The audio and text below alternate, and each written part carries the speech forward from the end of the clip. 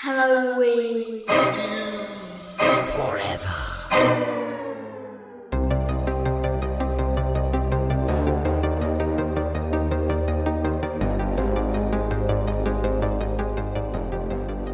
Oh my god, I just farted. It smells so bad.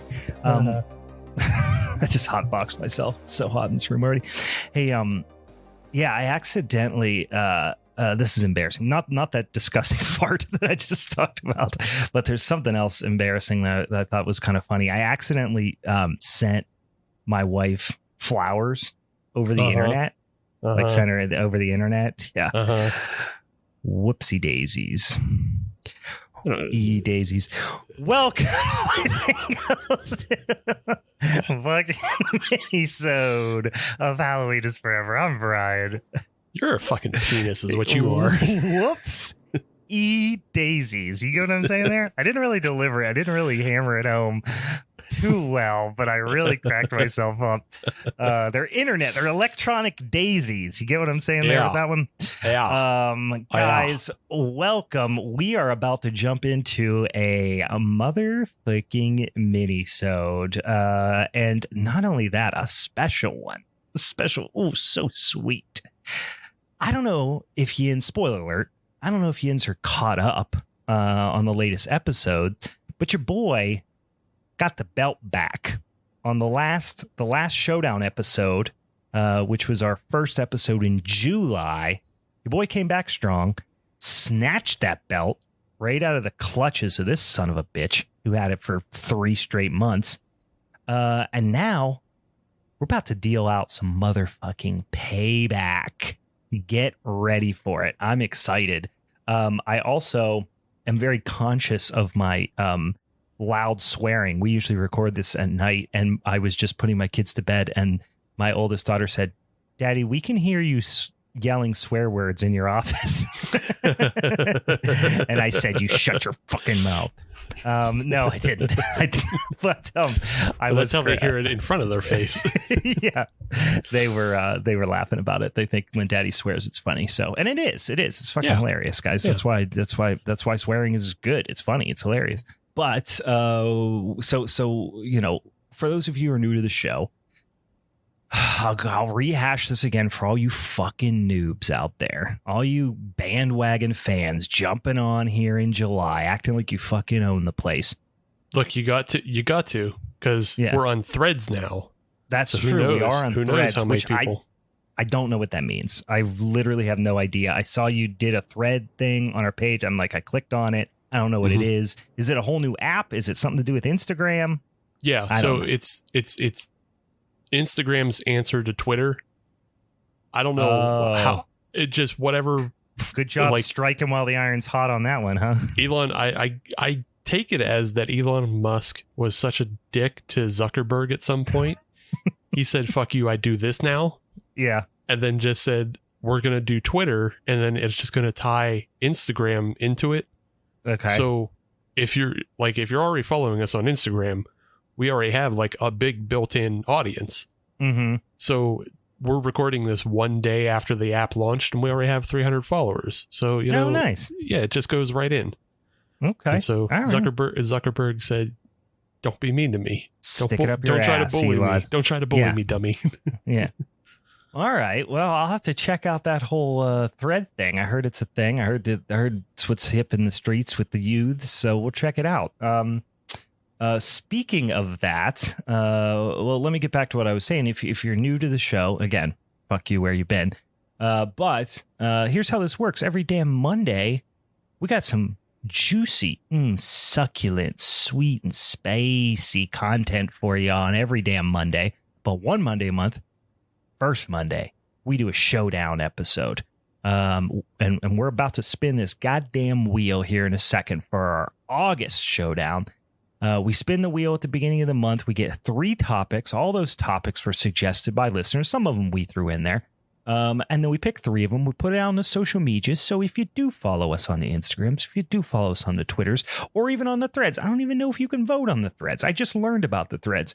But if you want to help us pick those topics or suggest topics to us, follow us on those social media outlets. And then our listeners and social media friends pick one of those topics. Then We, meaning me, Steve, and our guest, pick a movie associated with that topic.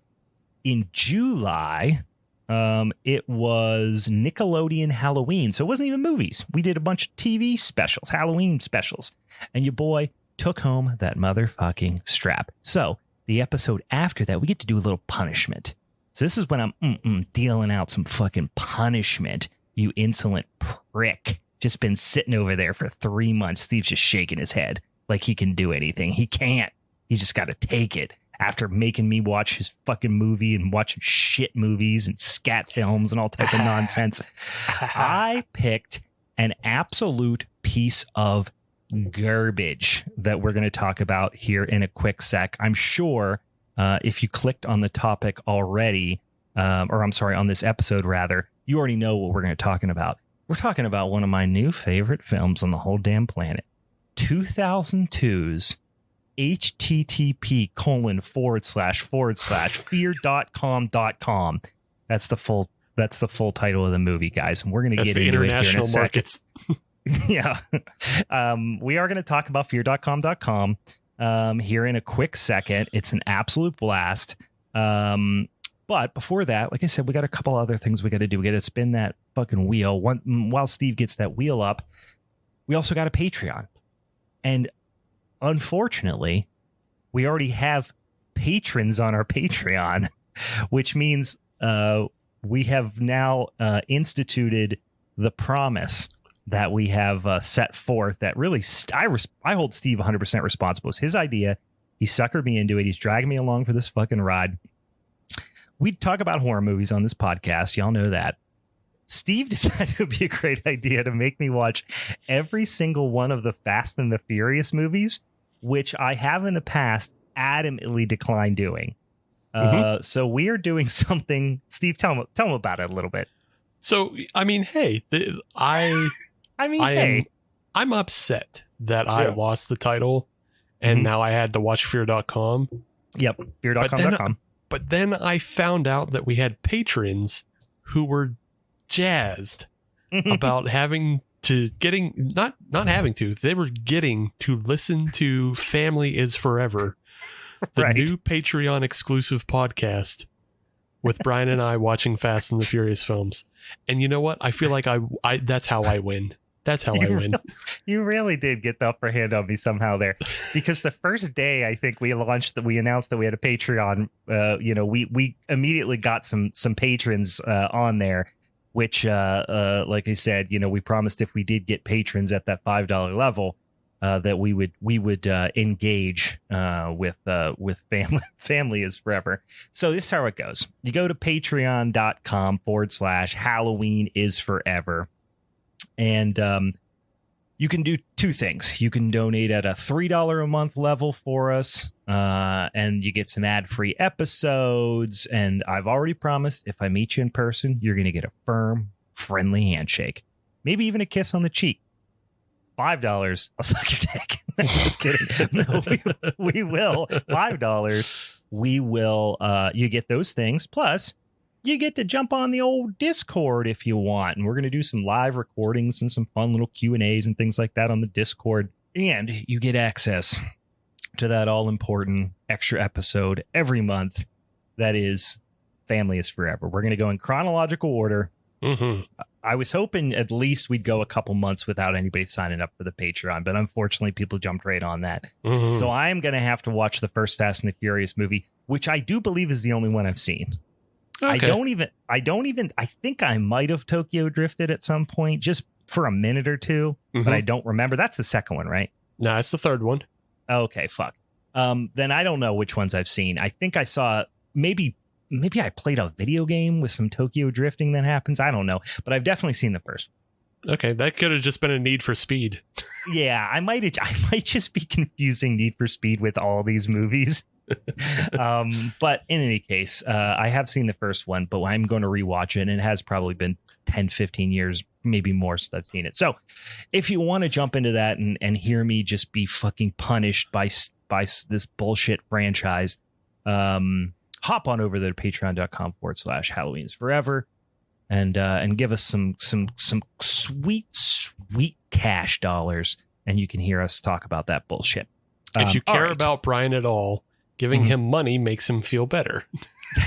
It would ease the pain a little bit, but as I've said in the past, and I stick to my guns, and I mean this, there's no amount of money that makes this worth it for me.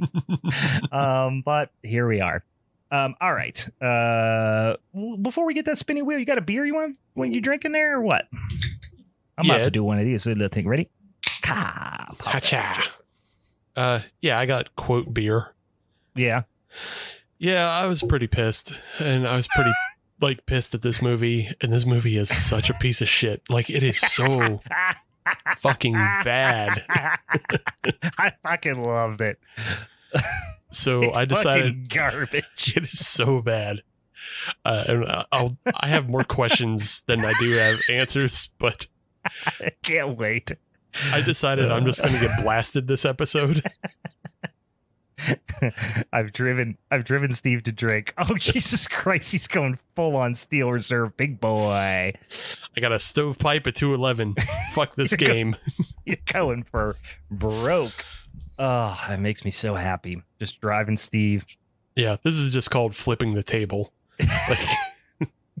Yeah.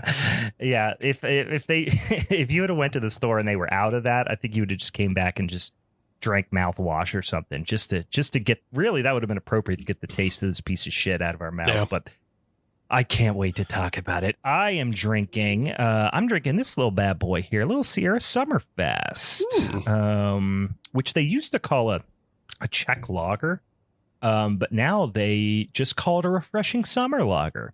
Sierra Nevada is kind of, I think, wisely, basically took the beers that they made that they used to call like very specific styles, because styles don't matter in beer anymore. Everything is either an IPA or a sour or a different thing.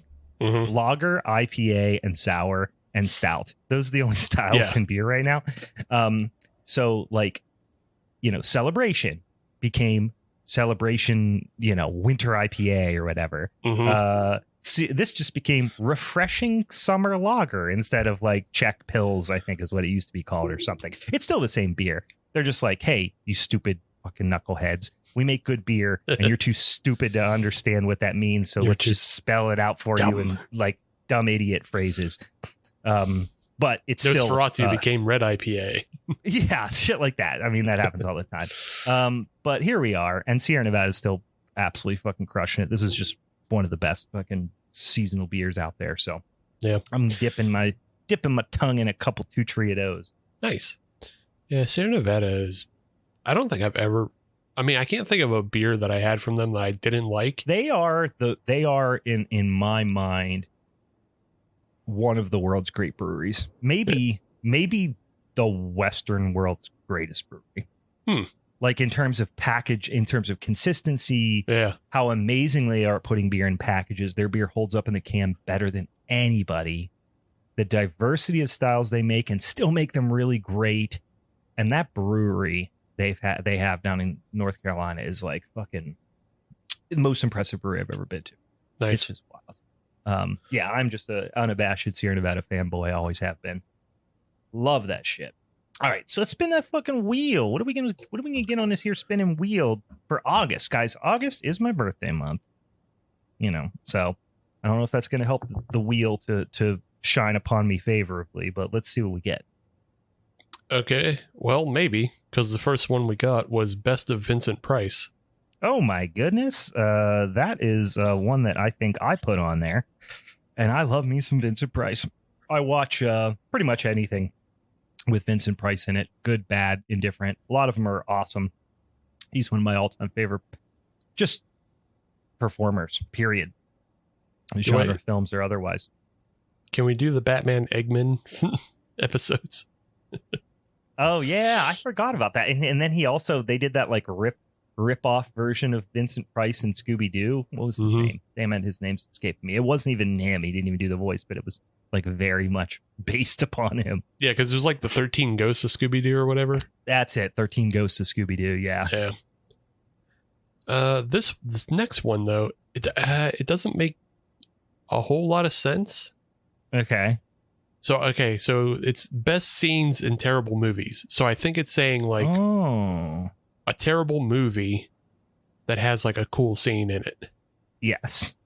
I believe that is what it is. I think a listener suggested that one, and I do kind of vaguely remember getting some clarification on it. And yes, that is exactly what it means. Yeah. It is the movie sucks, but it's got, one or two really great scenes in it. Okay. It's got like a good kill or like some unexpected camera movement from it. Yep. Yeah. Something that's really sticks with you, and you're like Ghost Ship, right? Oh, yeah. Like Ghost Ship. That opening scene, fucking legendary. The whole rest of the movie, dog shit. Yes. Yeah. So that I think that's kind of the spirit of what that one was about. Spirit. Ghost Ship. All right. All right. What's next? And our third and final one, this one I'm excited for because it might win this time. It's come up and not won in the past, but it might win this time. All right. Best of Roger Corman. Roger Corman. Okay. We could go in a million directions. So he's just got so many fucking movies. Yeah. And I feel like this one, Roger Corman might win this time because Joe Bob Briggs is doing the whole big celebration. Yep. Like celebrating 70 years of Roger Corman. So just saying, audience. Yeah. It's right on, it's in the zeitgeist, guys. So many good movies to choose from there. So I like all three of those topics. I'd be really excited to do any of those. Oh, yeah. Yeah. So once again, best of Vincent Price, best of Roger Corman, and then good scenes in bad movies. That'd be fun as well. Yeah. They're all good. They're all new. Mm-hmm. Not like we haven't done any of these before. So I'm pumped. Get ready for that sweet, juicy content, guys, in August. That'll be for August. So in the coming week here, check us out on the social medias, usually on the Instagram stories, and then in the Twitter feed. We'll do a little quiz on there or a little poll, and you can select which one you want. We'll tabulate all those votes up from the two platforms, and maybe in Threads. Again, I don't even know what the fuck that thing does, but we'll tabulate it. And then we'll tell you which one of those we're going to pick. And then the next episode, we'll tell you what our picks are going to be. We also will tell you who our next guest is going to be. We don't even freaking know that yet. So that'll be exciting as well. I might know. Oh, yeah? We already got somebody? Yeah, okay. I might know. All right. Interesting. Okay. Without any further ado, let's get into this fucking guys. We are going to talk once again. Let me remind you, this is Steve's punishment. He deserves this. So we need to let it really sink in. We need to rub his nose in it. This is 2002's The Meanest Face. You guys can't see it. He's just got a sour damn face right now. We are going. Oh, but they can see it if they pay $5 for the Rascal tier on patreon.com. Okay, that's the last time I'm done. $5, you can see Steve Sourpuss. Fear.com.com, guys. So this movie, like I said, is from 2002. This movie is horse shit. But I had a lot of fun with it. It's so fucking bad in so many ways, and we'll talk about it. Let's go real briefly through the cast, because there's really only like 3 cast members, that maybe 4 that actually matter at all. The stars of the movie, you've got one Mr. Stephen Dorff. And, if you know a Stephen Dorff, you probably know him from Blade. He's been in plenty of other things. I know him from Blade. You know him from Blade. Let's not fuck around with it. He's been in other things. Then we have someone who I wasn't that familiar with, but I recognized her face, but I've just not really seen much with her in it. I mean, I've seen The Truman Show. I didn't really remember her as being, one of the, main characters in The Truman Show. It's been a lot of years since I've seen that. She's in a lot of things, but not much I've seen. Natasha McElhone. Sure. McElhone, I think it is. Yeah. Go with that. She sucks. She's so fucking bad in this movie. I'm sorry. I don't know much about her. I couldn't name anything else besides The Truman Show that she's been in. She's so fucking bad in this. I can't believe it. Then we got Stephen Ray, who's an excellent actor. but not in this movie. Oh no, not in this movie. He's really genuinely a good actor, but he sucks so hard in this movie. It's unbelievable. This is like also out of his, I don't want to say it's out of his range, but it's out of what he commonly does. He does. Yeah, he's very British. Yeah. He's ultra British. And then his character's name is Alistair Pratt, the most British sounding name. But then they give him this fucking, I don't even know where that accent is supposed to be from. It's horrible. His American accent, he's got like a regional American accent that I genuinely don't know what he's going for. I thought he was going for Dutch. Sometimes it reminds me of like Midwestern. Like, is he trying to sound like he's from like Chicago? And then other times it sounds like he's trying to be from like New Jersey. Yeah. It's so bad. It's unbelievable. It's all over the place. We've got some other faces in here. Is it Kier? Udo Kier? Yeah, Udo Kier. Kai. I never know how to. I always forget how to pronounce his last name. You've seen him in a million things, a lot of bit parts, and then you've got the great Jeffrey Combs, who's just completely wasted in this movie. Mm-hmm. Plays a fairly minor role. Really, 90% of the people you're going to see on screen are Stephen Dorff playing Detective Mike, and then you got Terry is who Natasha McAlone is playing, and then Stephen Ray's playing the Doctor, which you learn his name is Alistair Pratt, whatever. Yeah. The Doctor is what they refer to him at, through the whole film. So it's been so long, like, and I don't even know if I saw this whole movie. I feel like I shut it off the first time I saw it. But like, it's been so long. Like when it first introduces Terry, I was like, oh, is that Lily Sobieski? And then I looked it up and I was like, that's not Lily Sobieski at all. No. She is genuinely awful. She's definitely one of those people that like I've seen her before in other things and just didn't really think that much about it. Like never really made a huge impact or anything. And I haven't seen enough, but this is genuinely terrible. This guy did direct one episode of Masters of Horror, which I don't know which one he directed. By the way, the director on this one is William Malone, big old Billy Malone.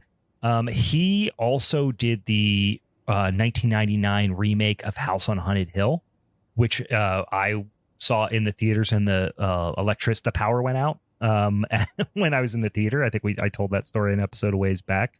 And so I never saw the ending. Like the power just went out. They gave us a refund and I never saw the ending.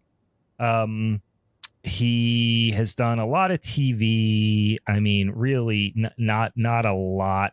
Oh, he did direct 3 episodes of the Freddy's Nightmare TV series from the late 80s, early 90s. So there's something there. I feel like that's what he used to carry, because he did 3 episodes of Freddy's Nightmares and then 1 episode of Tales from the Crypt.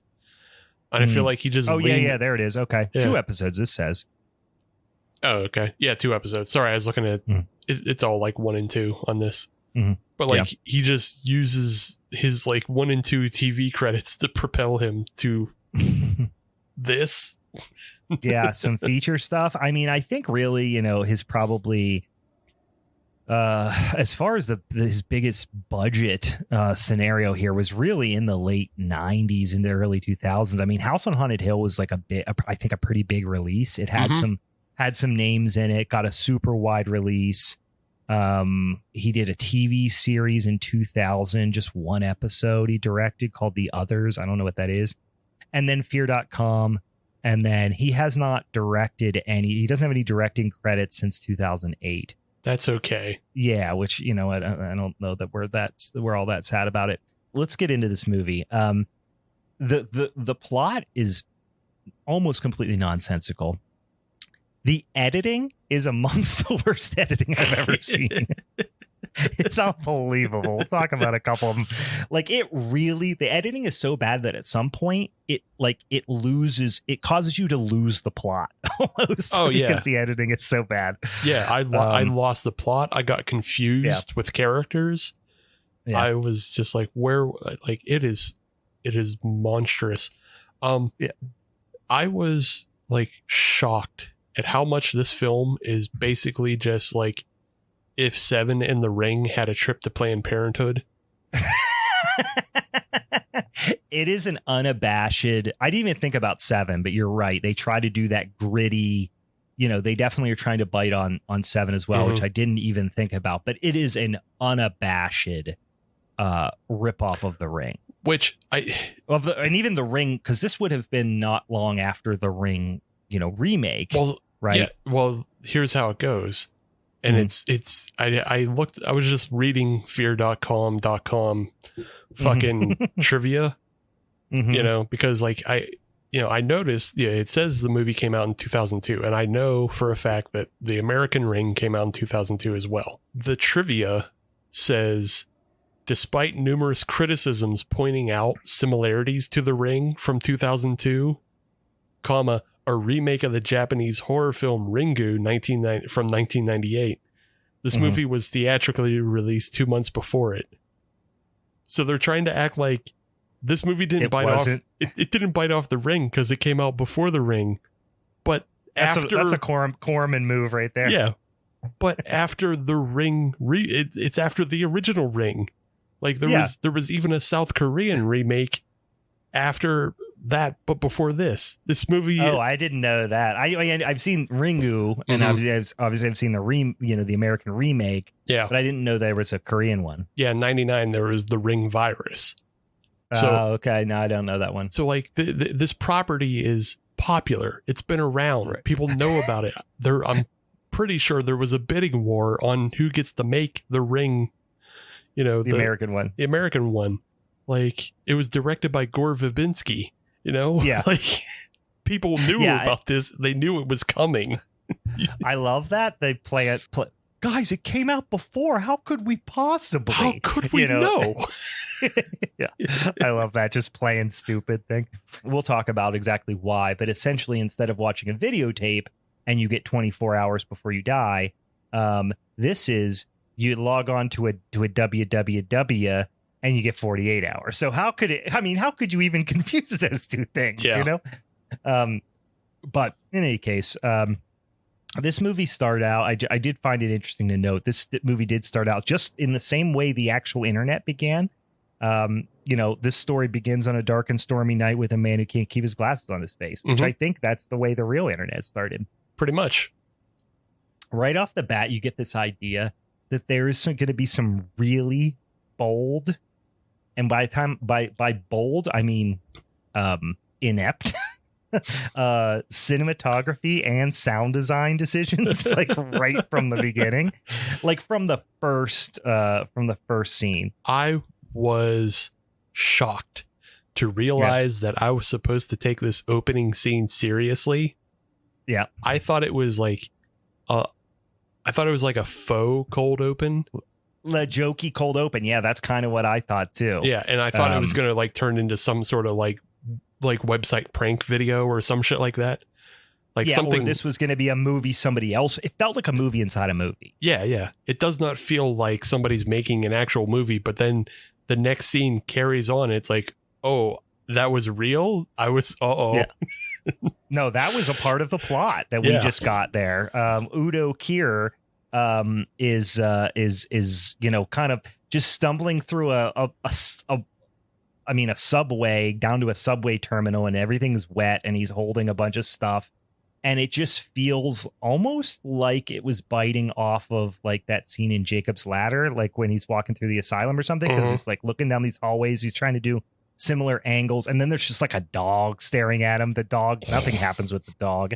Why the dog's there, I don't know. For the same reason everything in this scene is there. The lightning is there because it's scary. The dog is there because it's scary. Girls in a white dress are scary. Yeah, there's just Cujo is just hanging out in the fucking subway, and they have there's no reason for it. But you do see this, you made mention of the girl in the white dress. It looks like this child that was hatched out of an apple egg. She's like wearing, she just looks like she was designed by, early 2000s Apple. Yeah. And she's got like a white ball and like white hair and a white dress, and her hair's very like rounded, and it's very bizarre. It was Steve Jobs' original idea for the Lisa. That's a good computer joke, everybody. Computers, guys, PCs. Anyway, she's playing on the train tracks. And then, Udo, spoiler alert, he gets fucking waxed by the train, does not drop his notebooks, which we find out that it was a book that is relevant here. But also you start to get some indications that maybe like the internet made him do this, but it's very vague. You don't know why. And then you get shot over, kind of abruptly to Terry. She's waking up in her apartment and there's a mouse in her slipper that her cat had put there. So you get like this little, like, not a jump scare, but she's surprised by there's a dead mouse in her slipper. And then she doesn't like throw it in the trash. She just tosses it on the ground, which I kind of thought was interesting. That's for later. Yeah. And then, you get back over to the scene of the accident, where Udo, which Polidori is his name. He's like a professor or something. Anyway, it actually doesn't matter that much, believe it or not. But they're investigating this, this scene, and you've got Detective Mike. Stephen Dorff rolls in. And he goes, Jesus Christ, what happened to him? It's like, you're on the train tracks, dude. I got hit by a fucking train, you dickwad. What do you think happened? You're a detective. Put it together. Yeah, this ain't your first day. You're investigating a train on a train track, and there's a guy there who's all mangled. He got hit by the fucking train, genius. But turned out that this guy was the author of a book about computers. I don't which is the single most antiquated thing on the planet. A book about computers. I don't know why. I thought that was really funny. Meanwhile, there's like this spooky guy doing this like point and click adventure type of thing. Apparently he's running a website that's like, I don't know, a precursor to Twitch, but for snuff films. And it's 2002. The technology looks like it's from 2000 at the latest. So it just looks like this weird, like, wannabe creepy point and click adventure. And it's so wildly, like, this time, around this time, mid 90s to even like the 2005-ish type of time frame, I guess.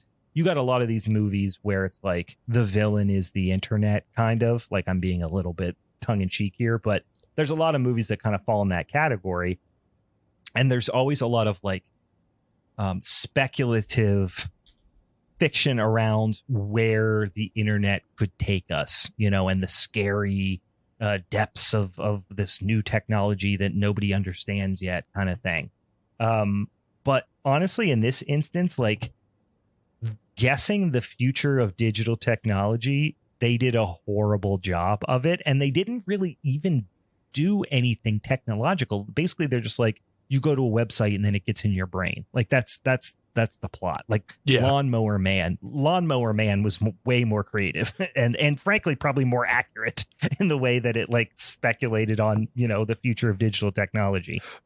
And like, they go through this whole scene, like, I'm jumping ahead in the film, but like, they find a drunk writer to explain Udo Kier's philosophy and theory on the internet.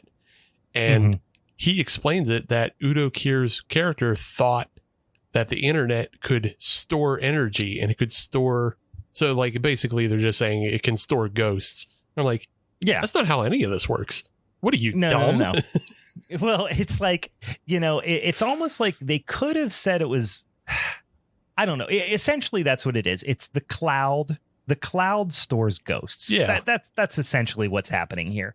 But it also is through this whole like really horrible Flash website that they show so often because they're like really into showing off this technology. Yeah, it's a dog shit Newgrounds game is what it was. It's really, really bad. Even I feel like for 2002, it was really bad. But we do get a Jeffrey Combs sighting at this point, which, he's the best part of this piece of shit, even though he only has a few lines. But Stephen Dorff is detective, like I said, is Detective Mike, and Jeffrey Combs plays Sykes. They don't even give him a first name. He's just Sykes. So the doctor who you just kind of talked about, who's Unclear what his relationship to the actual website is. Still, after watching the movie, I think is not entirely clear. But essentially what he does is apparently he was already an existing serial killer. So we don't get any type of like ideas about his origins or how he escalates or anything. He's just a guy in a room who tortures people on a webcam, basically. And they call him the Doctor. Apparently Detective Mike has a long history with him, which we learn very little about. But he's kind of like a Zodiac type murderer, that's still at large. And like I said, he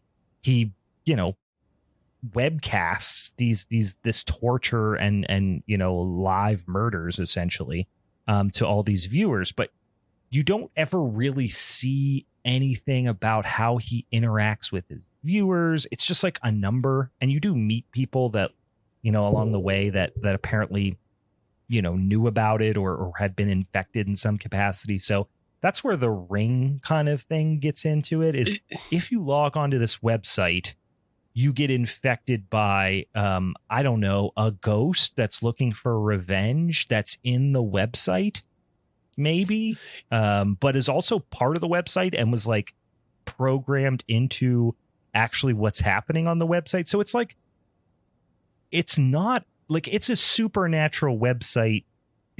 It's a supernatural website. It doesn't make any sense because like the idea is that I guess there's a ghost piggybacking off his website and just haunts his website. And like, but she's such an essential part of the experience of the site, though. But he's totally unaware of it. Yeah, because of how they beat him in the end. Yeah, he didn't know anything about it. It's like you host this website that has potentially thousands and thousands of followers that tune in to watch your live webcasts of you torturing and murdering people, but you have never been to your website. Like. Yeah. You don't know how any of this works. You just turn on a camera and it magically goes into the internet to all these people. Like, he doesn't seem to be aware of the functionality of the website, despite the fact that he is like this mastermind that's I assume funding the entire thing and has multiple locations, which we'll come to learn. It's just, to say there's plot holes would be like the understatement of the century. Like there's so many that it's almost difficult to even understand what's happening. Yeah. And not almost, it is very difficult. It's pretty difficult because for a bit, I just thought there were two websites. There was fear.com. There was fear.com.com. Right. And then there's his website. Yes. At first I kind of thought that too, but I'm like, no, because we'll get into it in a second. So, but the people hold on. Wait. I think I might. Yeah. It's not. It doesn't patch the hole, but I think I know what it is. You think? You know about fear.com.com? I think. So they mention the way he got away was that he changed his website. So right. So the one which I thought was a funny. Yeah, I forgot about that. Which he got a new website. He deleted his account, which is crazy because they also reveal like they know his full name, they know his medical history, they know everything about him, and he still gets away. Like once they knew the Unabomber was Ted Kaczynski, they got Ted Kaczynski. Not this guy.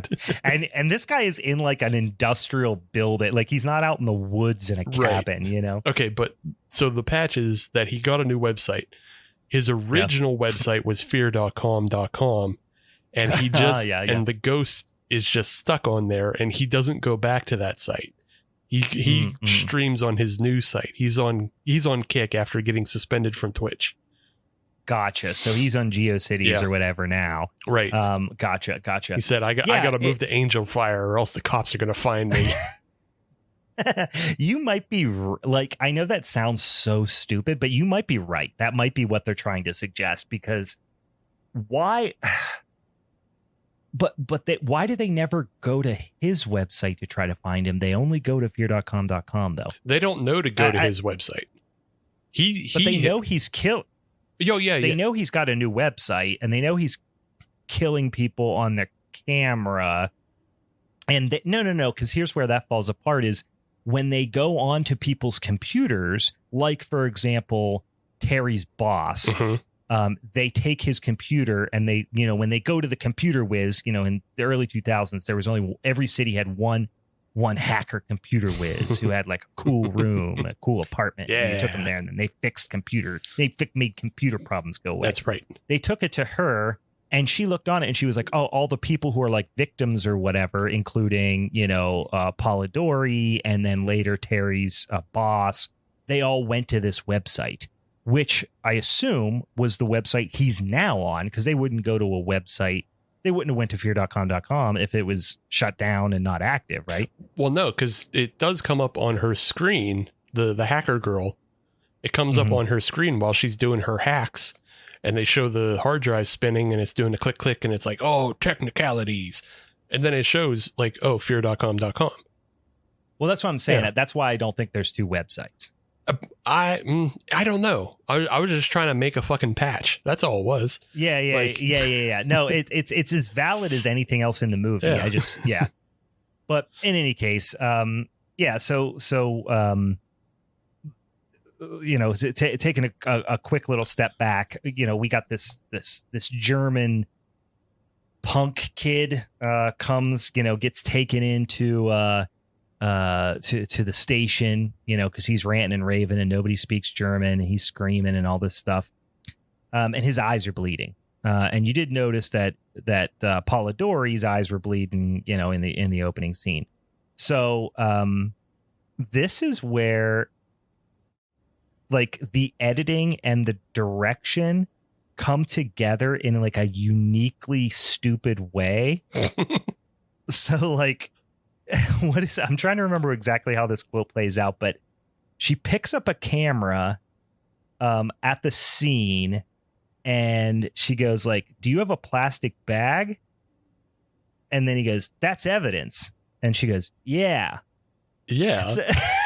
So this is, so let me set up the scene here. So they go in there's this German student. He's screaming, freaking out, bloody eyes, whatever.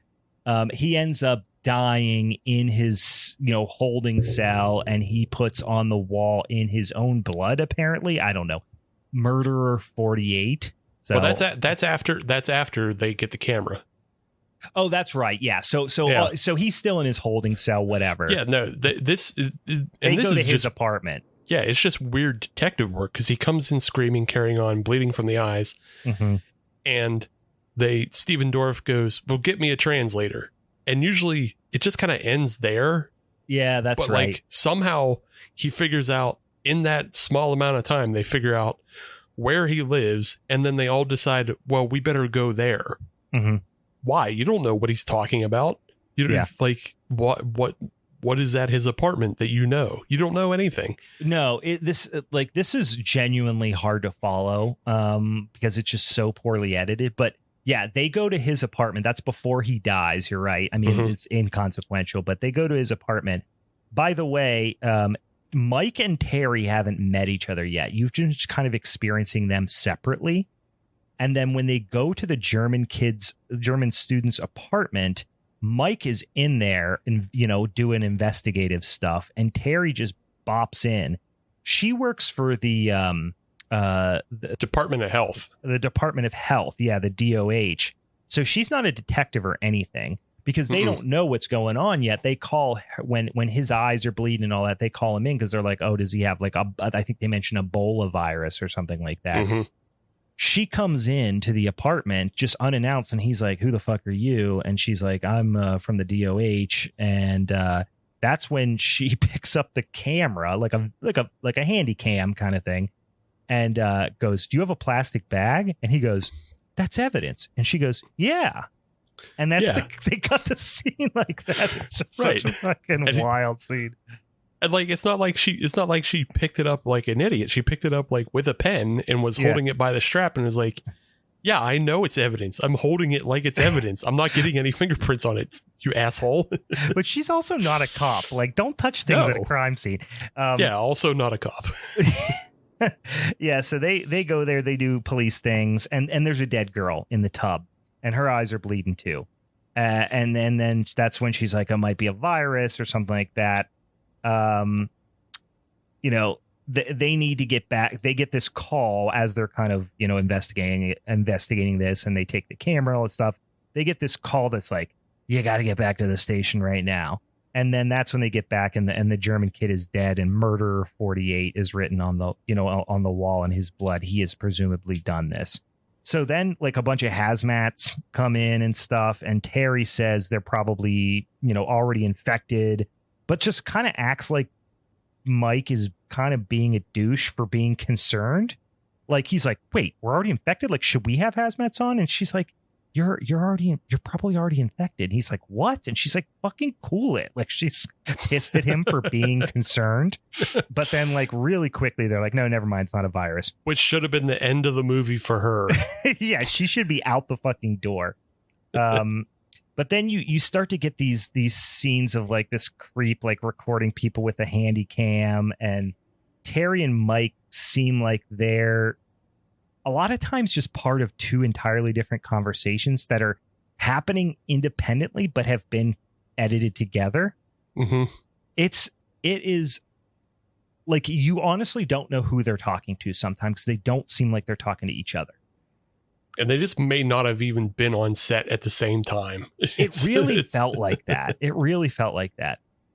You start to get these first person kind of, not first person, but like, you're not seeing his face of the doctor, and he's recording people, and he's creeping around. He tries to lure this, not tries, he does lure this theater employee. You know, she's working the ticket counter at a theater, like a movie theater, and he's creeping on her, and, you know, lures her, you know, basically says like, yeah, you could be a movie star or whatever. She's like, yeah, cool.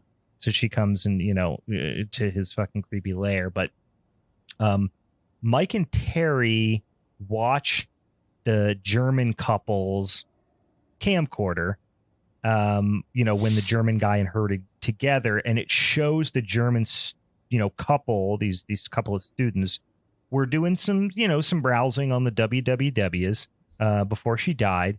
And it's like, it's also horrible. Like, there are more, like, I see videos on TikTok on a daily basis that are like more believable than his performances, but they apparently stumbled onto, fear.com.com. And then what happens is, when you go on the old www.fear.com.com, you get like a little flash that happens, and they don't really I guess, explain it entirely. But you go on there, and there, you know, there's this creepy voice lady's like, what are you here for? What do you want to fucking do? Blah, blah, blah. Like, saying all these like really vaguely sexual things about like almost BDSM type of language. And then you're seeing like creepy things pop up on the screen, and like, you know, almost looks like surgery videos kind of thing, but they're like all dubbed over with like this, you know, creepy industrial, you know, flash filter or something. and it's like all the it's like watching the montage from Event Horizon, you know, where they show all the hell scenes from Event Horizon. They just do that, but with a blue filter over.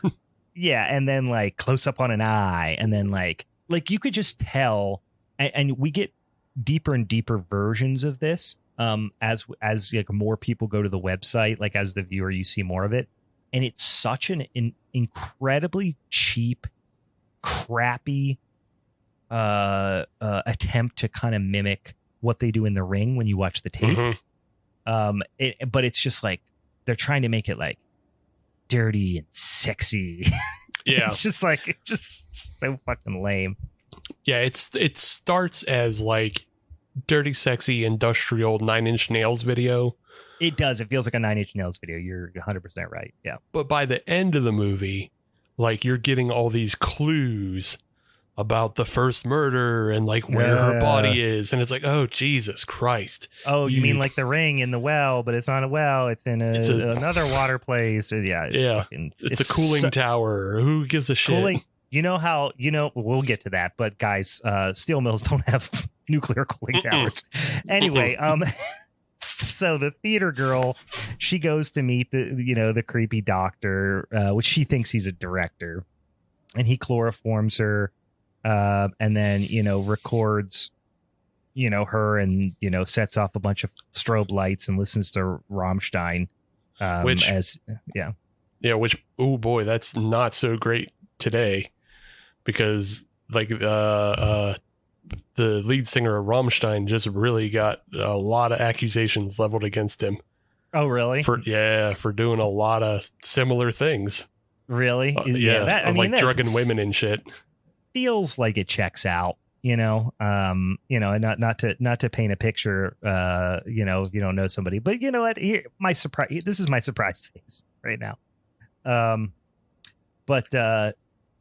So at this point, Terry's boss, who's just an inconsequential character, works at DOH apparently. He has the thing wrong with him where his eyes are bleeding, and he's not hiding it well. But Terry's dumb as a fucking box of rocks, so she doesn't notice it. But apparently he went to the bad WWW too. Mm-hmm. Not WW2, WWWTO. He didn't go to WW2. He went to the bad WWW also. So I did find this funny because he's kind of questioning Terry, and he's looking out the window, and you can see his eyes and nose bleeding as the viewer. But Terry's just like, why are you looking out the window? He's like, I'm just tired. And then they're like, what happened to your computer? He's like, I was broke, had to take it to the computer doctor, whatever dumb shit he says. Yeah. And he just sent the monitor. Yeah. Just again, nobody knows how technology works. He just sent the monitor. You could tell he just got scared and threw the monitor away or something like that. Right. Yeah. Turnbull is his name, by the way. That's her boss. So he's just really into smoking, and he's really bad at smoking. Mm-hmm. And he really chews the scenery with that cigarette. Boy, howdy. He goes to the abandoned, steel mill / furnace, as one does, to smoke. And he sees the apple child from before. And this is one of my favorite. I'm sure you caught this editing mishap here, where he takes the cigarette, and he, like I said, he is just making love to this cigarette just on screen. He is just chewing the scenery with it. He takes it cigarette out of his mouth and puts it back in 5 times. And I think in one of the cuts, they show the same cut twice, just back to back. He takes a cigarette out of his mouth. Yeah. Then it cuts over to this doorway where you see the apple girl, and you come back and it's the same, the same motion, 3-second clip of him taking the cigarette out of his mouth again. It's so jarring and fucking horrible. But he's just obsessed with smoking, but he apparently doesn't know how to smoke. And I think that's why he's so upset. I don't know. But he just only in his ashtray are just a bunch of whole cigarettes. He doesn't smoke them, I don't think. I don't know. It's weird. Now this set off my Columbo alarm. Okay. All right. Because there's an episode of Columbo where George Hamilton is the guest star, and he has decided to kill somebody who's a smoker. So what he does is he laces a bunch of cigarettes with poison and poisons his friend with the cigarettes. Now, when Columbo comes to investigate, he realizes that George Hamilton has switched out the cigarettes in the ashtray, because the ones in the ashtray he just burnt down. He didn't stub out. And he goes, those weren't actually smoke. They just were left to burn. Whereas when you smoke them, you stub them out. And as soon as I saw that, I was like, well, I got a few questions for you, because how come you didn't stub out your cigarettes when you just put them in the ashtray? Yeah. But instead, a ghost makes him crash his car. Yeah. There's a whole thing missing from this, too, because it's supposed to be that the ashtray catches on fire and starts a fire in his car. But you never see that happen. That would have made so much more sense. Instead, what happens is he's startled by the apple child, and he drops a cigarette. He gets in his car. Apple child comes up and goes knock, knock, knock on his window, scares him. He drops a cigarette and literally goes hot, hot. Yeah, he does hot pants, which I loved. And it's like a fucking Three Stooges bit. And then the car fills with smoke from that one cigarette, which, it should have been because his ashray's full and fireside. Like that would have made sense, but no, that's not what happens. And you hear it in the sound design too. I'm pretty sure you hear like that stock ignition sound. Really? Like, of like, yeah, like that whoosh. Yeah. So I'm pretty sure you hear the whoosh and then like it fills up with smoke. And I was like, okay, the ashtray is supposed to be on fire, but they never show it. Like, yeah, it just looks like in the scene that he drops a cigarette and like his, floorboards were soaked in, kerosene or something. Because like you don't see it, but you just see the car fill with smoke. But then in the end, that doesn't matter anyway either, because doesn't matter. It guns it by itself and runs into a fucking wall. Like, yeah, it doesn't matter because the car just speeds itself into the wall. It reminded me that It's Always Sunny clip where they are going to bail out of Dee's car and they just slam it. I thought you were going to bail out. I got scared. But he gets ejected out of the car. After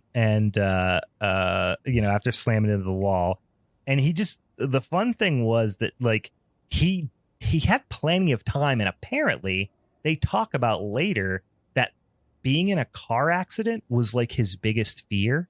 The ring, the tape in this one, it's not, instead it's the website. It apparently kills you with your worst fear sometimes. Most of the time, like they talk about earlier, like one of my favorite lines, this is jumping way ahead, but it's so relevant here, is they're like oh, he killed her with knives were her biggest fear.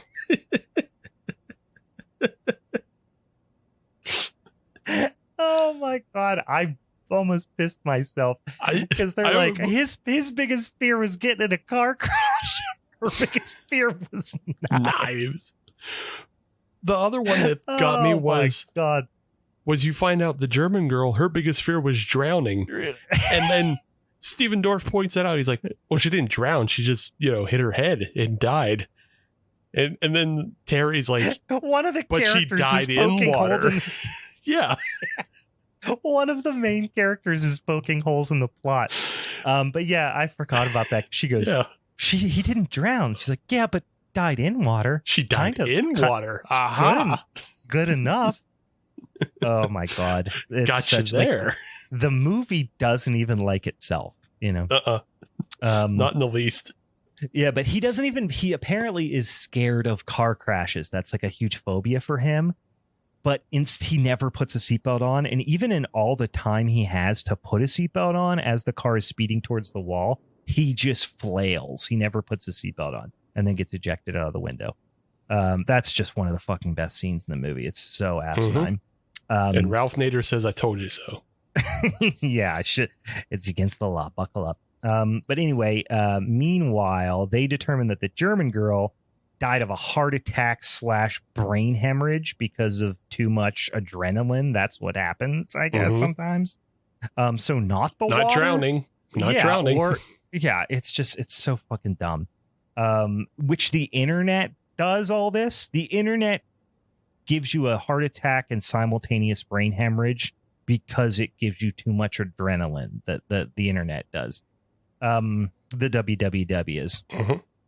They find Turnbull and then bring him back in and to the morgue. And the whole thing happens in like 5 minutes, like all within the same day. Like somebody found him, called, they took him back. He was already in the morgue by the time that Terry got back to the fucking office. But, I love when they go and talk to Turnbull's wife. And they're basically, she's just like, yeah, he had a bad case of the computer spookums, basically. Like, and she's like not that broken up about the whole thing either. Not terribly, no. You can tell this is like an old loveless marriage because she's like, yeah, I don't know. He got scared by the computer and like was saying he was seeing shit. I don't know. He's dead now. Yeah, he's been. She's like, yeah, he always. He's always works too much and stuff, but I don't know. He had some sort of computer spook and then been acting wild. And now he's dead. Like it's his wife of like 40 years or something. Somebody sent him a fucked up jib jab and it like scared him a bunch. Venom for a fucking loop. His fucking life started tail spinning after getting a jib jab evite. I just am imagining the jib jab. The heads on it are all fucking Udo Kier here, or whatever his name is. Yeah. So now this bad site has videos of the theater girl, you know, that was abducted in the snuff film, and you first see the doctor, which is Stephen Ray, from which you probably know him. I didn't mention. You probably know him from you know, unless you're British, because I think he does a ton of like British TV series and stuff like that. But he's on V for Vendetta. I think a lot of people would know him from that. Yeah, I think also, you know, he's in some of the Underworld movies, so people might recognize him from there as well. Yeah. I think I saw one of those in the theater one time. So there's this whole like dialogue and conversation with, you know, so I guess this is the point. I want to make sure I don't get mixed up. This is the point where they take the computer to the computer wizard, who's Karen, right? That's Karen. Is her name Karen? I don't know. I didn't remember anybody's fucking names. No, Denise. I think Denise is Denise. Yeah, Denise. Yeah, Denise is computer wizard. Yeah, who's Karen then? I don't know. You made that one up. Karen? I might have made that one up. I swear there was a Karen. Apparently not. Maybe you were just like, somebody's acting like a Karen. Yeah, I guess so. But you know, so I also this like, was there such thing as a live stream in like 2001? You know what I mean? Like I really didn't think like webcams and stuff were really that much of a thing in, you know, that early on. I don't know. Maybe I'm wrong. Well, I think so. I mean, because American Pie would have come out in 2001 or 2000, right? Mm-hmm. And the whole thing was that they were live streaming. Yeah, American Pie's from '99, so they were live streaming. Okay, Shannon Elizabeth in that one scene, so that's probably where they stole that from, whether it's, you know, accurate or not. Yeah, it would have been quite new technology, I guess, then for the average user, at least. But anyway, so after all this, Detective Mike says, we got to check out these computers. Literally, quote. I didn't make that up. So Terry watches the tape again of the German couple, and there's a flash the German kid saw on the screen, and then they died. And she checks the timestamp, and they died exactly 48 hours later. So in case you didn't see that coming, they go take to Denise, who I called Karen earlier. Denise is a forensic programmer, is what they call her. And basically she looks on the computer with her, you know, matrix simulator, because everything's like industrial and you know, she's got that hacker apartment that was in every, you know, movie around this time. And she finds, you know, fear.com, and she sees all the www spookums as well. And on the site, and the scary sex, and the giant cockroach comes out of her doohickey, and she smushes it, and that's just happens. That all happens. Just to be clear, when you say doohickey, you don't mean her vagina. No. I mean her it's like her computer tower. Yeah, it's like her computer drive. It's not coming out of. Yeah, I just wanted to make that clear to the audience. Oh, doohickey's not a slang term for vagina, is it? Could be. Yeah, I guess anything could be. Yeah. But then the sexy evil internet lady starts talking directly to Denise on the fear.com.coms. And she types in the hot box, which they keep showing it, and they call it the hot box, but that's basically just like the chat box, I guess. Yeah. And says, how do you, but why the hot box just cracked me up. But how do you know my name? And then it shows her more spookums, and then they're back to the doctor with the real bad American accent, which really, it was on full display in this scene. Who's torturing? Oh, Karen is the person that got picked up from the theater. That's Karen. Is it? I think so. Yeah. So that she's torturing Karen. He's torturing Karen still, and basically just explaining in very direct like terms with zero subtlety that he's a sociopath by defining exactly what a sociopath is essentially in this scene. It's just, you know, I think this is where you said like that kind of bite on Seven a little bit. They kind of try to show that the doctor has some sort of like misguided like his own set of weird misguided like principles almost that he follows. So that's what kind of almost like the John Doe character from Seven a little bit. Yeah. I mean, it's like it's this character and then just the overall way this film is shot, because it's, you know, again, it's also a detective thriller, and it's always more or less always blue tinted, and it's almost more or less always raining, which is the same thing in Seven. Wet all the time. Yeah. Same thing in Seven. You know, Seven, it's always raining. So. In LA too, wasn't it supposed to be in LA? Seven, yeah, Seven. I think is supposed to be either LA or Chicago, right? Yeah, I don't know. I just remember it always all wet, and I just made the connection. Why the hell is it always raining in LA? Anyway, so get back to Denise. She's feeling kind of crazy, sexy, cool at this point. She's, you know, really kind of getting curious on the fear.com.com. Sees the apple ball, and the apple child, you know, kind of carrying it, and then it melts into bugs, I guess. I think what they're trying to suggest here is that her biggest fear is bugs.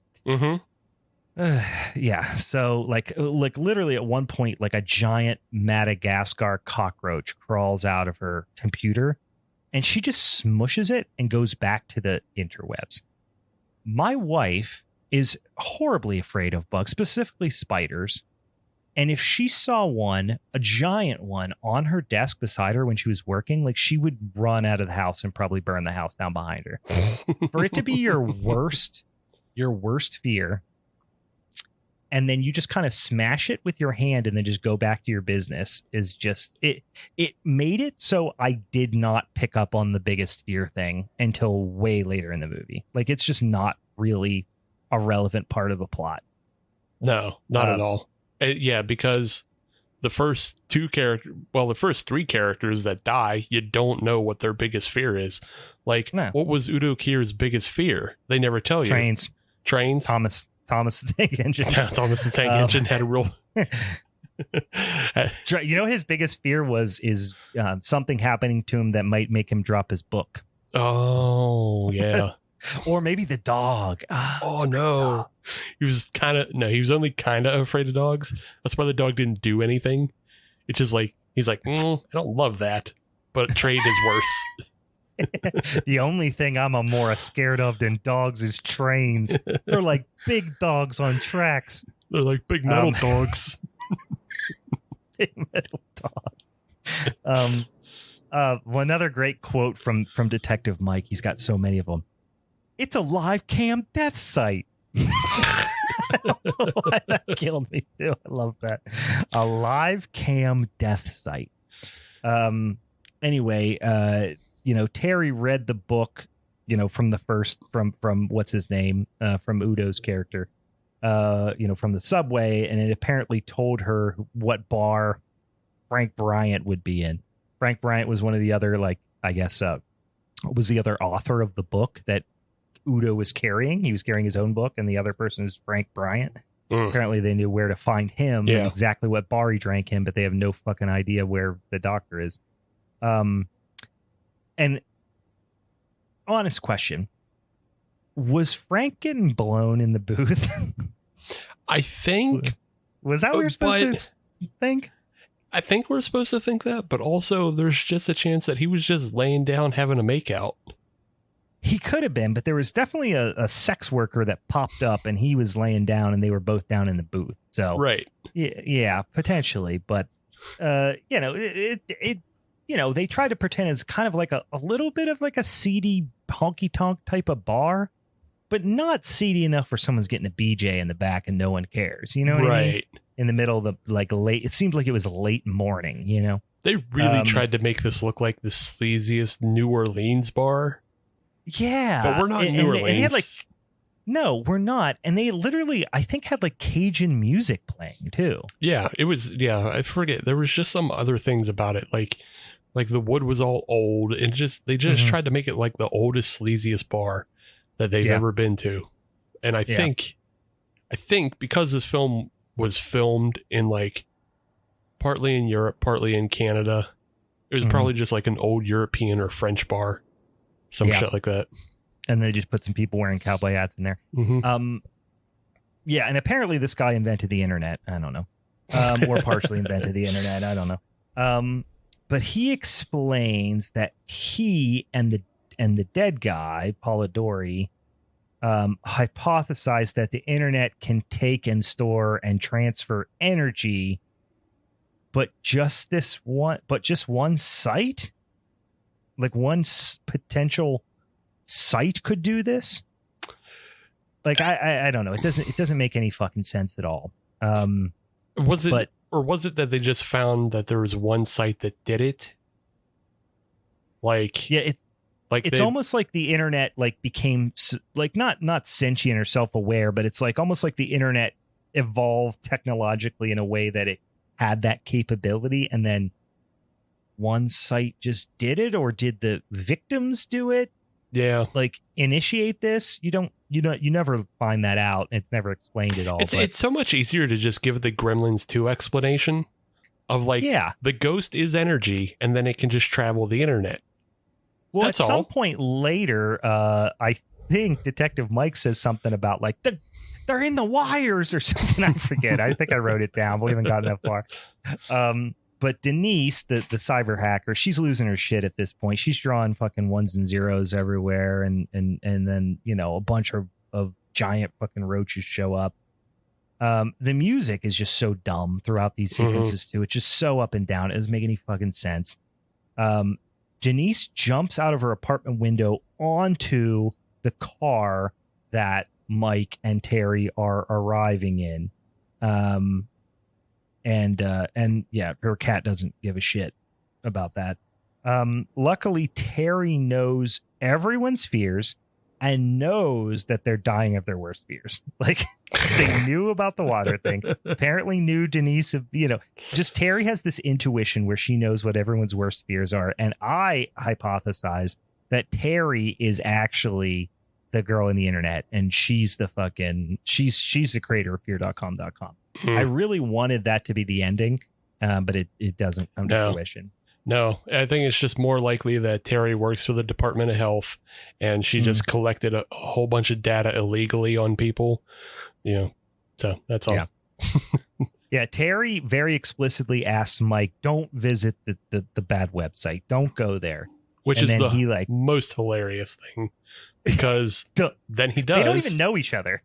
Right. Well, and also, like, why does she care about it? They just met that day, and now they're like, their relationship is never earned or even explained. No, never earned. Even at all. But they had but somebody played the touching music cue in the background, so they had to hug and like caress. Yeah. Well, he like hugs her and comforts her, and then like puts her to bed. Yeah. And none of that makes sense with where their relationship was at in the movie. Not at all. Like, they just met that day, but like feels like 2 hours ago he was like, why the fuck are you on my crime scene? Now he's like hugging her and comforting her and putting her to bed in her apartment. Yeah. It just doesn't make any fucking sense. But then Mike immediately, of course, very first thing he does is go and hot boxes the old fear.com.com. Yeah. Literally 1 second after telling her that he's not going to do it. Yeah. I'm not going to let this stranger tell me what to do. Are you kidding me? Yeah. I know we're best friends now, and I think we're married, but you don't tell me not to hot box shit. He does one flirty thing, and it's when she gets a ticket on her car that's parked outside of the police station while she's there on official police business, and his flirty thing is, that ticket, I can take care of that for you because I got that kind of power. He goes, hey baby, you want me to abuse my power real quick? Like, that's his most romantic thing he does.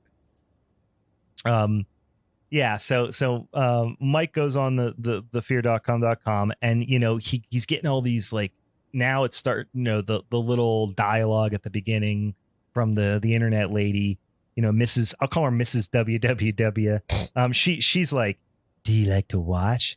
Do you want to hurt me? Like, saying all this shit, and he's like, no, dog. And then she says, she flat out tells him he has 48 hours to find her and play the game or something. And then Mike gets the little web flashies in his eyes, and now he's got to find, Mrs. WWW in 48 hours or his brain and heart will explode. It's The Ring, but so fucking dumb. So basically. dumb. And like, did we ever figure out what his fear was? Commitment? I don't know. Yeah, I actually have no fucking idea. Changing his clothes? Yeah. Taking a shower? I don't know.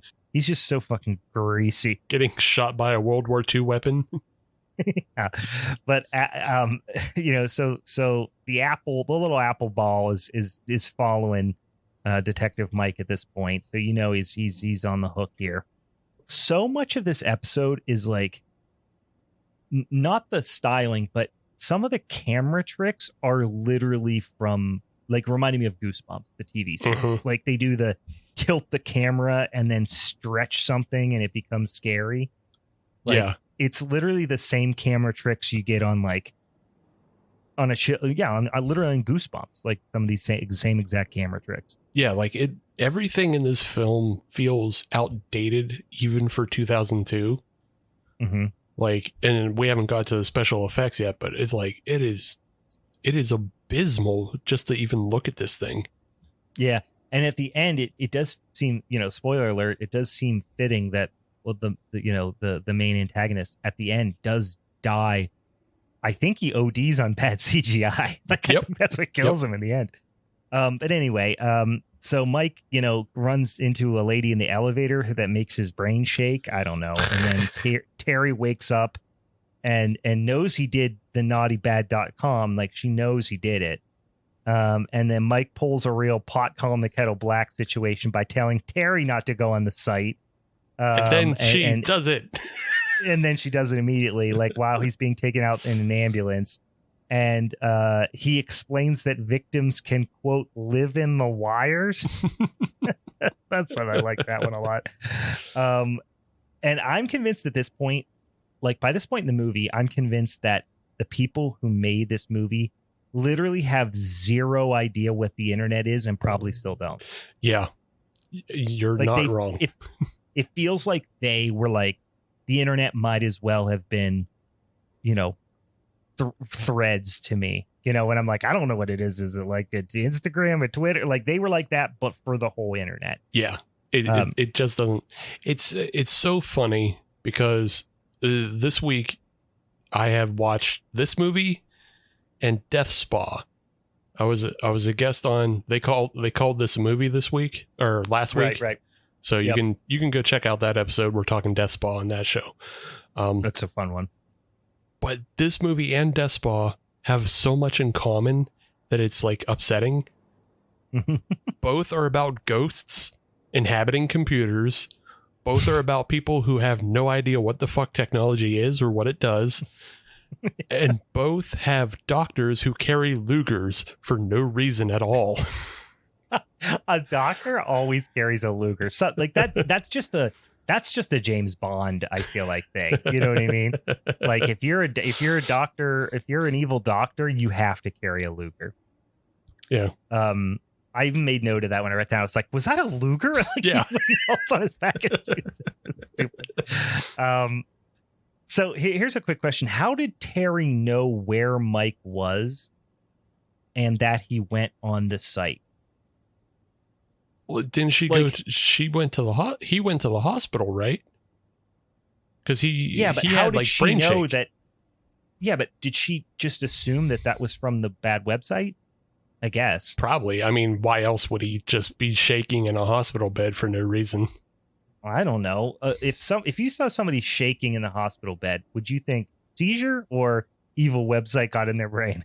I mean, I would ask first. It's like, do you have a history of epilepsy?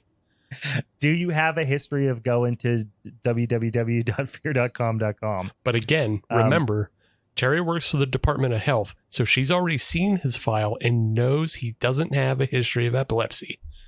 I appreciate that you are like an apologist for this movie. I am drunk. Correction, I am drunk. Regardless, she immediately goes on the site. Immediately. And then they keep using the site, basically as a fucking Ask Jeeves at this point, and it never works out. But they keep doing it. Yeah. Hey, Ghost, can cats have pancakes? Yeah. And then they're like, do you want to hurt me? They're like, I'll take that as a no. But, Terry then has the spinny, shaky internet flashies too, of course, because she went on the bad website. They show, more and more of the images, like the kind of like snuff filmy images that are happening here. And it's just like, again, it's just a really poorly ripped off, version of the video from The Ring. Jeffrey Combs really chewing the scenery when he is on screen, which I love. Yeah. That's what he does. Yeah. You know what I mean? He like it's like telling a fish not to swim. You get this guy on the screen, he's gonna fucking lay it out there.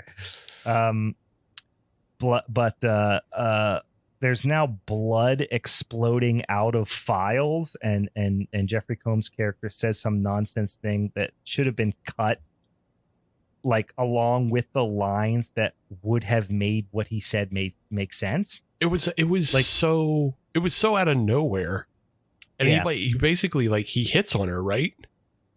Yeah, kind of, but like just so the scene was so mangled, like with the editing, that it just makes and to say it makes no sense almost sounds like a hacky, but like it just makes no sense. Yeah, you can almost see where they cut stuff out that made it not make sense. Yeah, it feels completely hacked up because it goes from the two of them investigating this thing on Mike's desk, and then Combs says something off color, and it's totally unmotivated as well, and it doesn't fit with what they were just doing. And she replies with "shut the fuck up," which is like, okay. Yeah. It just, the whole scene was just like an absolute fucking hack job. Then Terry goes, again, not a cop. She goes to, or an investigator or anything, but she goes to one of the victims of the doctor, previous victims, homes, and talks to her mother and shows, and she shows her pictures of, it's the apple child that we've been talking about. And apparently she was a hemophiliac, which made her hair white? Question mark. I don't know. If we know where hemophilia comes from, it's from inbreeding. So, gross kid. That's true. That was a real Habsburger syndrome situation. It's a real Habsburg royalty problem. The mom's accent is great. It's just such a forced, weird accent. It's like, where do you live? A different place than all these other people. I said, it was filmed in Europe and it was filmed in Canada, and it's filmed all over the place. And I don't know if we've gone past the scene or not, but there's a scene where Terry's interacting. I think it's when she's interacting with somebody at the hospital, asking where Mike is. And the lady who's behind the receptionist desk there, I think she's completely ADR'd because... Oh yeah, we're not there yet. Oh, okay. But she's like, what does she say? She's like, because Terry's line is fucking fantastic, and I have it written down later. But then she goes, like, well, where the hell is she? And she's like, ma'am, if you're gonna not calm down, then you're gonna have to leave. Yeah, it's completely ADR. Yeah, like her whole dialogue is ADR, and I can only imagine it's because it was someone who did not do anywhere near an American accent. Yeah, you're probably right. I didn't realize it was shot in Europe. I'm sure that's why. The accents are just all over the fucking place. But she does show a picture of the steel mill, and she's like, "Oh, that's the old mill right up the road." And like, in case it could get any more predictable, right? But, Terry, of course, goes to the steel mill and asks this like blind. It's an abandoned steel mill, obviously. There's this like blind homeless woman that's just like watching a TV that's not plugged in, and Terry just like busts in on her, which is fucking rude. But she asks, where is she? And the woman points to just this like pool of stagnant water, And Terry says no for some reason and then dives in. Do you know what I'm talking about? When she just goes, yeah. Again, it was just, why did she say no? Right. Why did she say no? She just looks at it, she goes, no. It's like, it would be inappropriate to say no is what it is. Because like, right. It felt like something I cut out. Yeah. If it was a comedy movie, that's where the no is appropriate. Cause like you reveal to somebody, oh, you got to go dig and poop. And they go, oh no, but it's not appropriate here. Like, no. And she doesn't even say it like that. Right. She just says like, no. Yeah. Well, she's not she's not a good actor. Yeah, she's terrible. But she is a professional diver, which is very convenient in this instance because she dives into this clearly very cold water. It's like cold weather out. It's pitch black. She has no gear at all, but she goes to this like extended deep dive with her eyes open and she could see in this like murky water.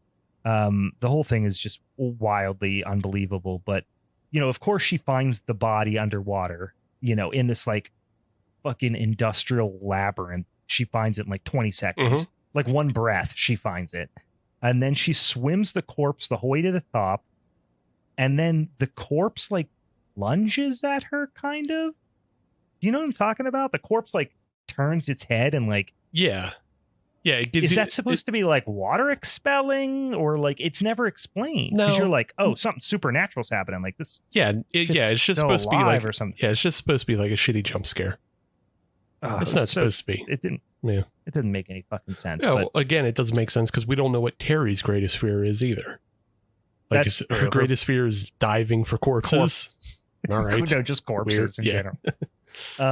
Yeah, Terry does this quick, like, spaz out at the hospital attendant thing. She's like, where's Detective Mike? And they're like, excuse me? And she's like, God damn it, tell me where the fuck he is. And then she's like, ma'am, you're going to need to calm down. Like, or I'm going to have to ask you to leave, I think is what she says. And then, like, again, it's super 80 hard. But she gets to Mike's hospital room and I guess, like, Mrs. WWW calls her and asks if she's going to find her and play the game, like in the hospital room. And this is my favorite line in the movie. I rewound it like 3 times. Terry goes, all one sentence. There's no pause. There's no nothing. She just goes, leave me alone. Where are you?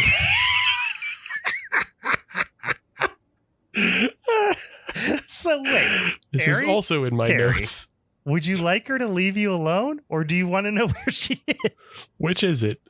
This was also in my notes. What a baffling fucking thing. And it's right before she sees like the little apple ball thing. So like now shit's starting to go crazy in Terry's head. The WWWs are getting her, but leave me alone. Where are you? It's such a fucking beautiful line. Oh, it's so perfect. I feel like that's something I'm going to yell at somebody in the future. Like, leave me alone. Where are you? That sounds like such a good thing for. I'm going to have to keep that in my back pocket for like the next beer fest I go to. And I'm just trying to find friends. Yeah. Leave me alone. Where are you? Just holler at the top of your lungs. So now the computer lady is like full on in Terry's head at this point. And she's, basically exploring Freddy Krueger's fucking crash pad, which is the, I guess is the no, it's not the mill. Where is she at this point? I don't fucking know. I don't know how they figure out this location. Yeah. I watched this over 2 days. And full disclosure, I'm embarrassed to say this. I bought it for $1.99 the first time on Amazon Prime. And then, but I have like free movie, free like download credits through Amazon from, having like an Amazon credit card or whatever. Yeah. And then, so it was free, but then I went back and I had let like too many days go by since the first time I started watching it. So I had to buy it again. Oh God. To watch like the last 20 minutes. I think it was like $2, but still, I don't feel good about it. Do you want me to make you feel worse? Yeah. It's free on Pluto. I know. I didn't realize that. I didn't look it up. I just did my whole search function on my anyway. Yeah. So just a quick tip for the audience. Anytime you want to watch a movie, what you do is you go on the Google and you just type in the name of the movie and you type in watch, and Google will just give you a list of all the places it's streaming. You can decide. I saw that it was free on Pluto, but I've never had Pluto and I don't know what it is. So I could probably just download Pluto. I don't really know. I watched it on the desktop, so it was fine. Yeah. But so apparently the body she found, that was the computer lady. Anyway, everything in the place, which that's why I think it was I thought it was the steel mill, but because everything's like exploding and like there's a scene, it just makes no sense where just shit starts to go wild. Like fire starts shooting out of places, the wind starts blowing, like all this supernatural stuff starts happening. And the editing is so horrible and jarring that you don't even know where she is or why any of this thing is happening. But then she just wakes up in a cell. Like she wakes up on the floor in this small room and she's just like, what time is it? You know what I'm talking about? I think I figured out what. Like, where the fuck was she? What was all that? No, I think I figured out what our problem is. So the corpse is at the steel mill. Right. What they're not clear about is Terry finds a magazine on Mike's desk. And on Mike's desk, it's like it's about nuclear power. So we didn't even get there yet. I'm just saying the nuclear power plant is a completely separate location. That's how they figured this out. But doesn't he say something about let's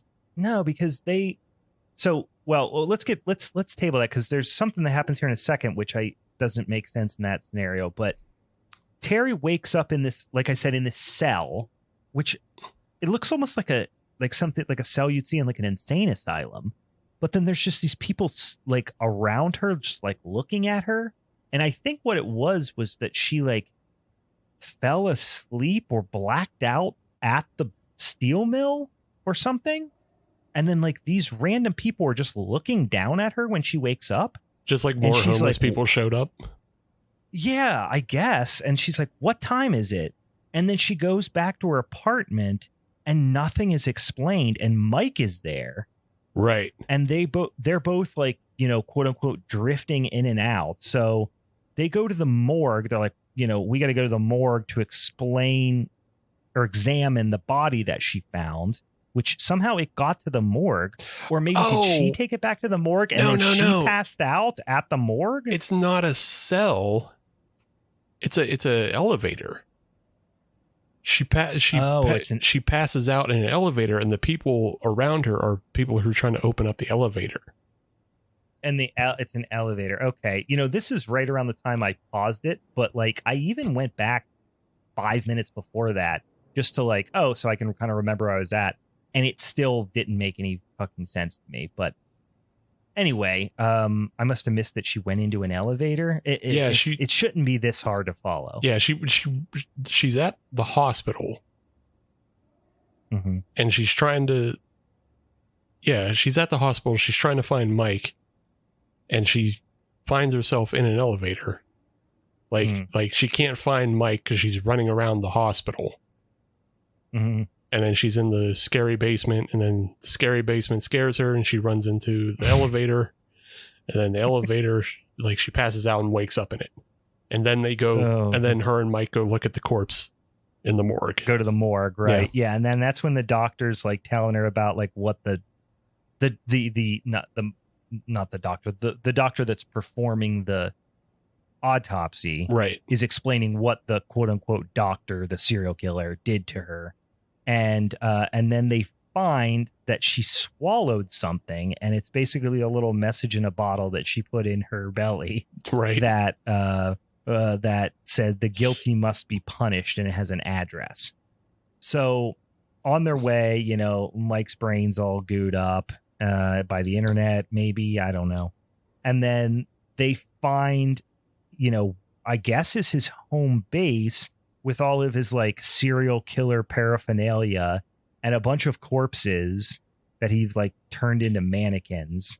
And then Terry sees the magazine with the door that she's been seeing in her dreams, which is the door from the steel mill.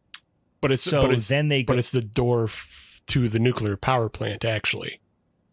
Oh, okay. So that's why it's two different places. Yeah. So that's not the steel mill. The steel mill is where she went and found the body. Right. But the nuclear cooling tower places is where he's actually doing his business now.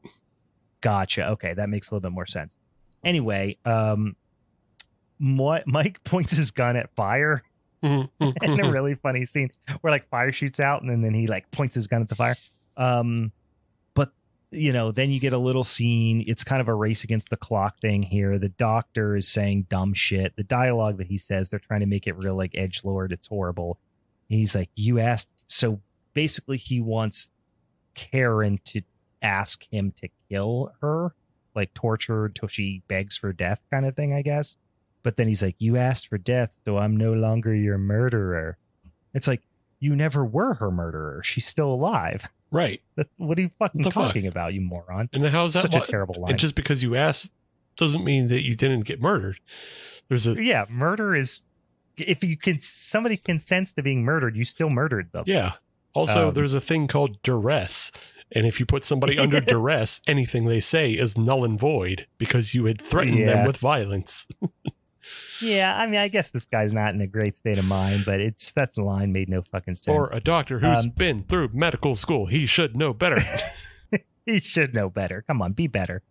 But yeah, so we're spiraling towards the end here. They bust in, and then they're like, the cavalry's not coming, and he like points over, and it's Jeffrey Combs. He's already been like splayed out on the wall, like in this dramatic. Like he's not done anything like that in any amount of time. Like, I don't know. It's fucking stupid. And like, how did he get there? He had already killed Sykes. Yeah. And how did he get there? Like, did he kidnap Sykes, or did Sykes somehow do better detective work than everybody and get there first? Well, they called him. Remember, they were like, we're here. Because they called Sykes when they were on their way there. Oh, yeah. And remember, he was playing cards. He's like, what are you doing? Why are you interrupting him? Oh, yeah. So they called him when they were already on the way. How did he beat them there? Well, he could have been closer, whatever. Maybe. But how did he beat them there, go inside, get murdered, get displayed up on the wall, right, and then him get back to his other business all before they got there, unless they were driving from fucking 2 states over. But and how did the doctor not set up another Patreon tier for everybody to watch that guy get killed? You got to charge extra for that. Come on, you're not about that hustle culture, Doc. But anyway, he Mike shoots the doctor in the leg. But of course, Doc's got the Luger, like he always does, rolls over, pops Mike right in the chest. Then Terry stabs the doctor in the back with one of his, surgical implements, and then immediately turns her back on him, and then gets injected in the neck, and then she gets put up on the slab where, Karen was, who has, I guess survived at this point. But luckily, with his dying breath, Mike logs on to beer.com.com on the Doc's computer, which frees the computer lady, which zaps straight into the doctor's brain, where they attack him. All the victims of the ghosts of the victims in the computer are now in his brain. And they essentially attack him with the world's worst CGI, and then he dies of CGI poisoning, I think. Yes, he dies of CGI poisoning. He dies of an editing reel, because pretty much all the CGI in this is just like somebody's editing reel to get work on a Tool video or a typo negative video. Like, this wasn't. Yeah. Don't even besmirch typo negative. It is a Tool video or a 9 Inch Nails, ripoff, cover band or something. They were trying to impress Manson. They're like, hey, dude, I can do the CGI in your next video. Check this out. Hell yeah. But yeah, it is It is fucking abysmal. Some of it doesn't even make sense. There's one shot that stuck out to me that I was just like, this is so stupid. The entire film. It goes on for a long time. It goes on for a long, like, that's why I say it's an editing reel, because you have to watch every effect. Like, there's so many effects and they want to show you all of them. Look at all the things we can do. But yeah, one of them was through the whole movie. We've seen the internet girl and her ball, you know, it's the same thing. Just her and her ball over and over. Yeah. At one point she is Christ posed and she's raising 2 balls. And it's like, yeah. Why 2 balls? What the fucking this? Because the ball, one of them's just her regular ball for play. One of them's death ball, the ball that eats. The ball for judgment. Yeah, because they just talked about earlier on. They're like, when they talked to her mom, she's like, she just always liked playing with that ball. So like, it wasn't like it was some sort of implement that, you know, resulted in her death or anything like that. But it was just her favorite toy. But then, like, as an adult, she has 2 balls. Yeah, she got another one because she's grown up. She can buy whatever she wants. But she did like, but then he just like turns into bugs, I guess, in his internet brain, which makes actually less sense than him just getting murdered with bad CGI. That was just just showing off how they can do instancing and an array of bugs. It was so bad. So then Mike dies. Wham wham. Terry is still bad at acting, even when Mike dies. Cut to Terry wakes up in her apartment and the phone's ringing. So you think she's going to pick it up and it's going to be internet lady going, you going to come play, you know, or, hey, something happened and you didn't do her good, so now you're going to die. But she picks it up. And I don't know. I assume, here's what my theory is, because no one's on the other line. And then she just is like, never mind, bye. And then the end of the movie. Right. But I think what it was Mike calling from the other world, calling her from the World Wide Web to give her an update on her Domino's delivery. Yes. That's what I think. Yes, he was absolutely trying to like relay the packing or the tracking number for her Amazon Prime. Yeah. Yep. Yep. And that's the fucking movie, guys. That is http://www.fear.com.com. That is it. Did it. I didn't ask at the top of the show, but I'm going to ask now. Why did you pick this movie?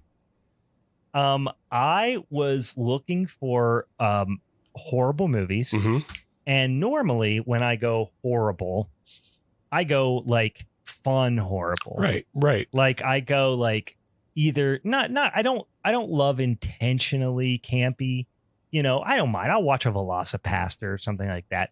But typically, or, you know, we've talked about Thanksgiving and all that's fun. But, you know, I like to watch some old weird Hong Kong movies and stuff like that. Hell yeah. I just really was in the mood to watch something terrible that was from more recent. And I had a couple of movies that I still have in my back pocket that are from like the 2010s, like in the teens there, that are really fucking bad. And in my research of one movie that I didn't remember the name of that I did ultimately find, I came across fear.com. And I was like, I don't think I've ever seen that. And full disclosure, it was going to be between fear.com and One Missed Call. I don't know if you've ever seen that. Yeah. It's fucking terrible. And I thought, you know what? I'm going to watch fear.com. Never saw it. Let's see what's up. And I started watching it and it had me at leave me alone. Where are you?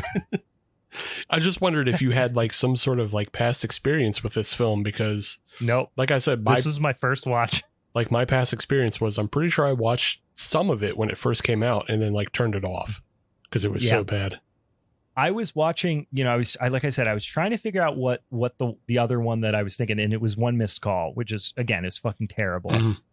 But it's not this terrible. I don't think.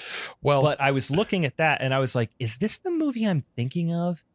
And then in the, you know, research online of like, is this the horrible movie I think it is? I saw somebody mention how horrible fear.com was. And I was like, oh, I have never seen that. I've seen it pop up, but I didn't know it was horrible. all right, let's give her a watch. And then I was like, Jesus Christ, this has exceeded all my expectations. Yeah. Just another fun trivia note about this. It is the 2003 winner of the Fangoria Chainsaw Award for worst film. Just worst film. That's a great category. It has 3 awards and they're all worst film. It is a truly terrible movie, but it is just like, it's not boring. It kept my attention for how bad it was, and you just kept going like, what are they going to do now? I couldn't get enough of Terry. This is one of the worst performances I've ever seen. It's so flat and weird. Unbelievably bad.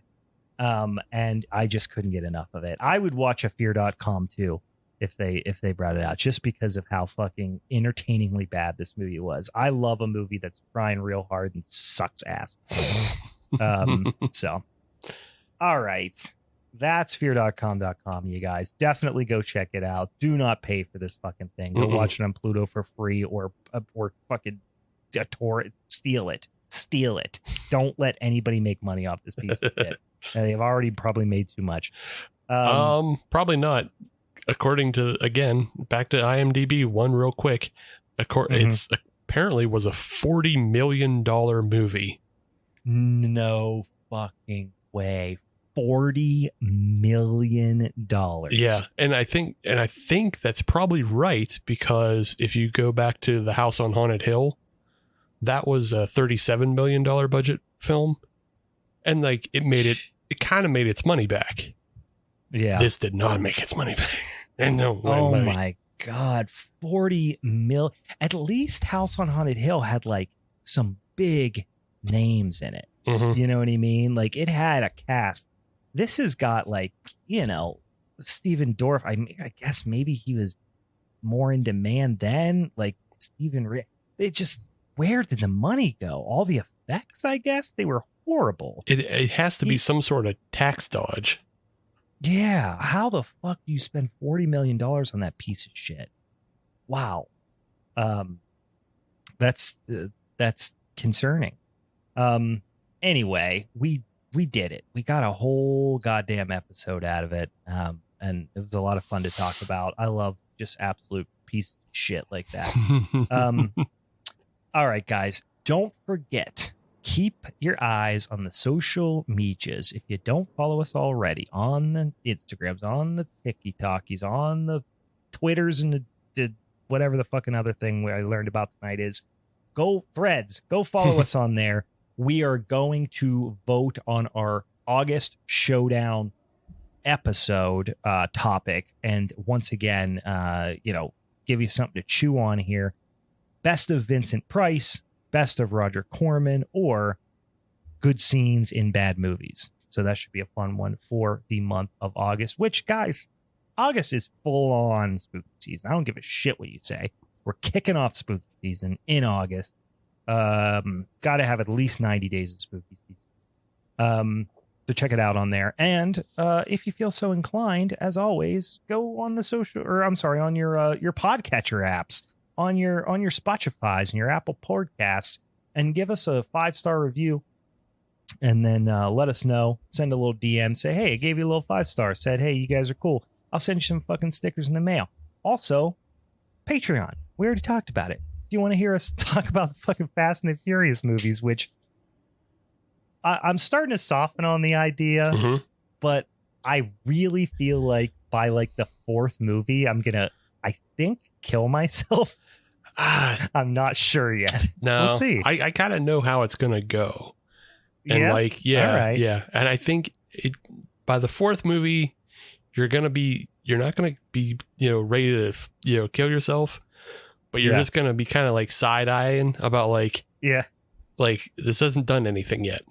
But it's the 5th movie that turns everything around. The 5th is when you're 5, you're family. Yeah. All right. I'm looking forward to it.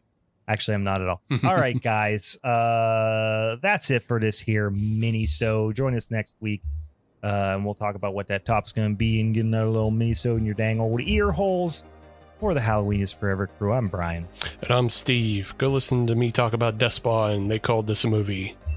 Yeah, go listen to that as well. Yeah. And give us money on the Patreon and listen to us talk about the other thing. Okay, bye!